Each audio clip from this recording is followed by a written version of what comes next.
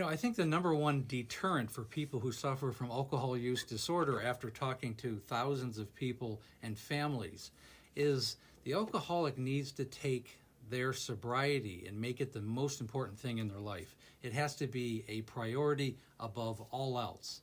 Just like their alcoholism has become a priority over maybe their children, their spouse, their parents, their friends, maybe even their job, their sobriety has to take the same direction. It has to be more important than everybody, at least for a short time. So when I hear excuses like, well, I can't do this or I can't do that, you have to concentrate on ways to get the job done and not concentrate on ways that you can't get it done. Big difference. It has a big shift in attitude, it's a shift in mindset, and it's a shift in activities. For example, if you need to go to a rehab and your excuse is, well, I have a job or I've got obligations, I've got kids to take care of, none of that matters if you're not going to be around 2, 3, 4, 5 years from now. And essentially, you're not really around now because you're under the influence of alcohol. Get rid of the excuses. You just need to take action. So let's continue with this conversation. And you have to realize, I hear these excuses all day long, and I take it for what they are. They're just it's just bullshit that alcoholics tell themselves, people who suffer from this disease.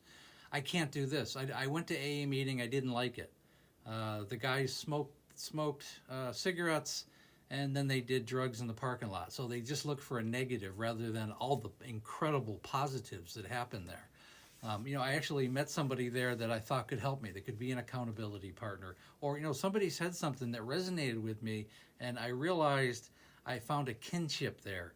And I related to what they said, and they made it, so maybe I can too. So I found inspiration. Look for positive things in the group therapy meetings, either AA, Smart Recovery, Women for Sobriety, Life Ring. There's a plethora of them. There's local group therapies that may be just in your area. There's all kinds of tools, naltrexone. There's all kinds of drugs that can curb it. Some of these don't cost that much. Everything doesn't have to be detox rehab either. If you don't have insurance. If you do, I always say start there. There's also sober living house, where you actually go, and it's kind of a bridge between the rehab and going back to your own life. So you can live at a house with other alcoholics, struggling alcoholics, recovering alcoholics for up to a year. Generally, they check you every day, so you have an accountability built in. And sometimes you need to take a year off from your life and do this.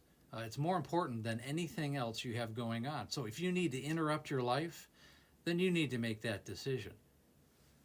So I always ask the same question with anybody who gets involved with me. What's going to happen if you don't take action, if you don't do anything, if you don't decide to use the tools and to get help?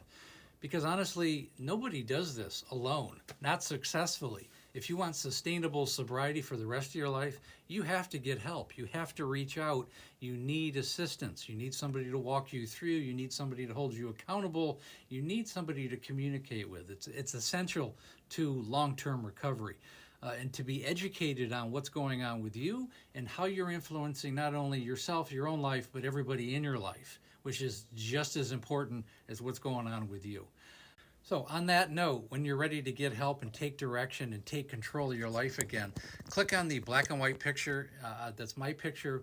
Takes you to my bio. Click on the link tree, set up a calendar call, a Zoom call, one-on-one with me. Let's hash this out and see how I can help you and what direction we can take. At the very least, I'll point you and give you a blueprint of what you should be doing. So again, please like, share, and comment. Again, we have a Facebook group called Amanda, A Cautionary Tale of Alcoholism. It's become a very good support group, and we talk about these issues, alcoholic issues in the family, and everything related. And again, thanks for listening.